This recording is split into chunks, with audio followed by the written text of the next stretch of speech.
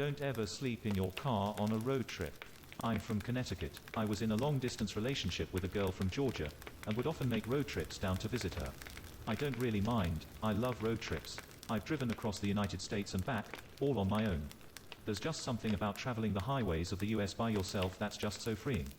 To save money, I would sleep in my car. It's not so bad, it's basically camping. In a metal tent.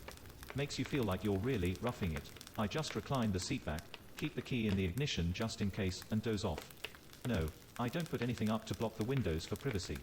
Maybe I should have. The trip down south is a comfortable 2-day drive. My stop would usually be somewhere along the Virginia-North Carolina border. So for my previous trip, that's exactly where I stopped that night. Rest stops were often less trafficked and thus quieter than truck stops.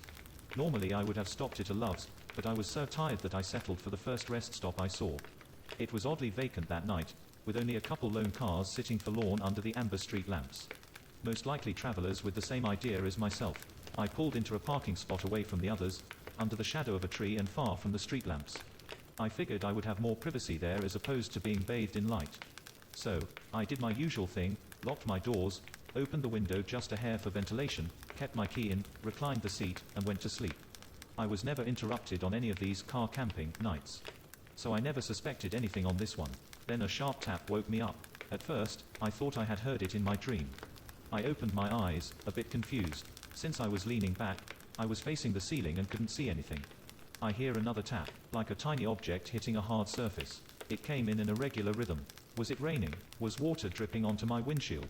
I'm under a tree, maybe something fell from the branches. Maybe a squirrel or a bird has dropped something. What if a squirrel was climbing around my car? Or what if it wasn't an animal? The thought occurred to me that it might very well be a person poking around outside. What did they want? Were the doors locked? Yes. The keys were in the ignition. I can leave in an instant. Still, I lay there, completely still, pretending to be asleep. Pretending I hadn't heard anything. Hoping whoever it was, they would leave me alone. It was better to not find out. I was too afraid to find out. It was better to stay here in blissful ignorance. Still, the tapping continued. I had to do something. There was no way I was just going to stay there. I had to look. My heart was pounding. In that moment, it was deafeningly loud. Whoever was out there could probably hear it. I decided, I was going to look. I was going to raise my head up and see what was making the noise. So that's what I did. What met my eyes sent a jolt through my entire body. Every muscle fiber locked up in pure shock at what I saw. The faint glow of the street lamps cast just enough light for me to make out what I'm looking at. There in the windshield, staring directly at me, was a face. Someone, I presume to be a woman, was lying on my hood, her face pressed right up against my windshield. Her face was completely still, locked in a permanent grin. I froze in overwhelming terror. The eyes I stared into appeared to have rolled back, showing only the whites. The nose was turned up, pressed painfully into the glass. The lips stretched wide, revealing horrid rotten teeth. Even in the darkness, I could tell her skin was sickly pale, contrasting her long, filthy black hair. Whoever this was, she was clearly not in her right mind. I don't know how long I sat there, too afraid to move. Finally, I got a grip on myself and shot my hand to the ignition. It turned over, making, in that instant, the most beautiful sound I ever heard. For a split second, I was afraid I might be caught in a horror movie scenario, the one where the car won't crank as the killer approaches.